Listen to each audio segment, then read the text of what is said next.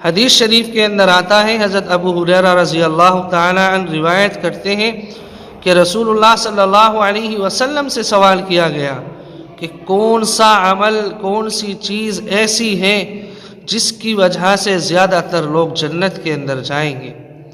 अल्लाह के नबी सल्लल्लाहु अलैहि वसल्लम ने दो चीज़ें बयान की हैं। पहली चीज़ है तक़वा और परहेज़गारी। इंसान, जब अल्लाह ताला ने हमें मुसलमान बनाया, अब हमारे लिए ये ज़रूरी है कि हम अपने दिल के अंदर तक़वा और परहेज़गारी इख्तियार करें।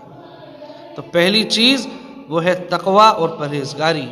और जो दूसरी चीज़ बयान की है वो है हुस्न अखलाक, यानी इंसान के अखलाक अच्छे हों, इंसान का किरदार अच्छा हो, उसके पास वो इंसान बाअदब हो, बाएहतराम हो। ये दो आमाल इंसान